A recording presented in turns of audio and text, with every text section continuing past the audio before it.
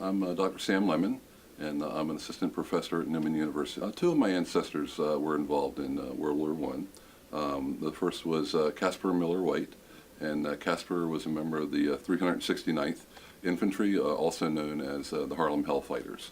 And he served in the Second Battle of the Marne, where he was wounded, seriously wounded, unfortunately, and also suffered from a gas attack. He, along with the entire regiment, as you may know, were awarded the Croix de Guerre by the French government, and he also was awarded the Conspicuous Service Medal. Caspar was living in New York City at the time. His father actually had a very interesting background, Dr. Abraham White. He was basically kind of rescued from the South, from Alabama, I believe it was. His parents had been murdered by the KKK. A wealthy white couple had been traveling the South. Somewhere they met Abraham, brought him up here, helped him go to Lincoln University, and then he later enrolled in the University of Pennsylvania medical school, and was one of the first black graduates to become a surgeon. I think he was a class of 1901. So Caspar came from really a great heritage. And when the World War I came along, decided he wanted to enlist and serve his country. But it was very difficult for black soldiers. It's always been very difficult for black soldiers. I mean, back starting with the Civil War and moving forward.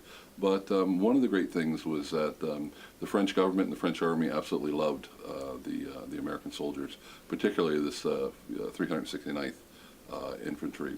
They were legendary. As you know, the Germans kind of gave them that moniker, the Harlem Hellfighters, or the Black Rattlers, and they were ferocious. They almost never lost any territory. They actually didn't lose any of their soldiers, although on two occasions some of their soldiers were captured, but they were later reclaimed by the regiment.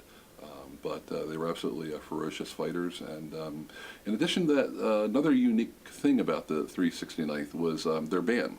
They had a remarkably good military band. James Reese Europe was their band leader. And U.B. Blake, who later wrote Shuffle Along and other musicals, was a part of that band as well. They toured France about 2,000 miles and performed, probably dozens, if not hundreds, of concerts in which they introduced jazz to the French people. So, it was kind of a love affair between the African American soldiers and the French people. Unfortunately, that didn't translate when they came back home to America. And the freedom that they were fighting for the French people was not a freedom that they were able to win for themselves back home. So one of the major problems with black soldiers is that they were always fighting on two fronts. They were fighting whoever the enemy happened to be, in this case the Germans in World War I, but they were also fighting racism here back home. And there are some pretty tragic stories about things that happened to black soldiers still in uniform. I understand one was lynched in the South because he made the mistake of doing something he thought was going to be okay, like riding a public streetcar or something. But it's a great heritage, and it's a way for people to, especially historically oppressed people, to show their loyalty, to demonstrate their loyalty to their country, despite all these, transgressions and shortcomings. Because Caspar had been seriously wounded and suffered a gas attack, I don't think he ever really recovered when he came back. And I think he eventually, developed some problems with alcoholism, probably as a way of sort of self-medicating, maybe as a way of trying to forget some of those horrific memories. But he did not fare well. First marriage ended in divorce, got married a second time, was never really able to hold a job after that. And I think that's kind of a price of valor that we often don't account for when it comes to our soldiers and our veterans when they come back. And unfortunately, America doesn't always keep the promises that it makes to our veterans.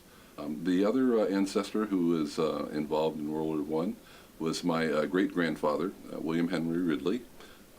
He originally had enlisted to serve in the Spanish-American War, was about to debark onto a ship while he was in Florida when the war ended, and he was very disappointed So some years later, when World War I came along, he pushed back his age, which was 50 at the time, and enlisted and was enrolled in the Colored Officers Training Program at Fort Des Moines in Iowa. Unfortunately, he never did see service, but he was very proud to be in the military. The military has always been very important in my family.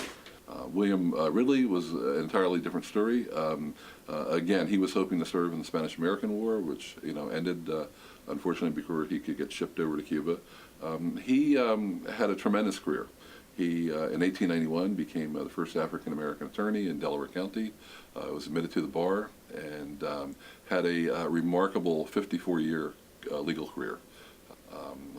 So Ridley was a very popular member of the legal community, a very highly respected person in the general community, and fared much better in terms of his professional and personal life, than Caspar did. Well, I think in general, genealogy is kind of an underappreciated. It's more than an art form, although certainly that kind of research is an art form. But knowing where you came from helps you figure out where you're going and who you are, because we're products of our environment, we're products of our family, and I think all too often people today are looking for heroes. They're looking for superheroes. Star Wars is a great example. But professional athletes and boxers and football players and basketball players, and everybody wants to play in the NBA and be a famous star. But that's really not a likely option for most people. And they overlook the fact that there are heroes right in our own families. And so, I have always felt a really strong connection to these people.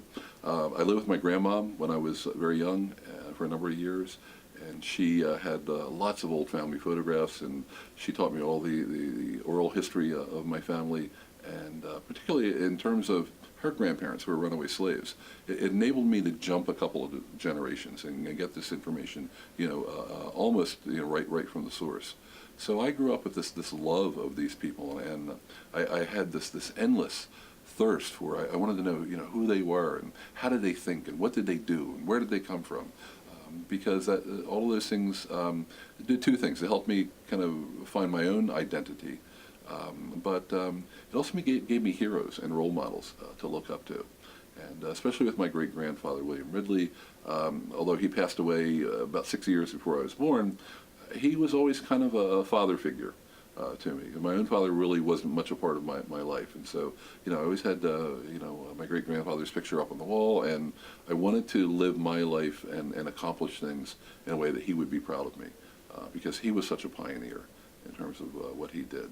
And, I think when I walk past this picture hanging on my wall, he's kind of smiling at me, and I like that. I feel connected. And I think if people today understood, it almost seems like the civil rights movement is going backwards, or that there never was a civil rights movement. And the Rosa Parks and the James Merediths and the Martin Luther Kings and the people that go back even before then, all of those contributions in which people sacrifice their lives for America are forgotten or discarded or not cared about. And so, recapturing this history is absolutely essential to show that people of color really have earned the right to call themselves Americans and be treated with equal justice under the law. And I think that's a battle worth fighting.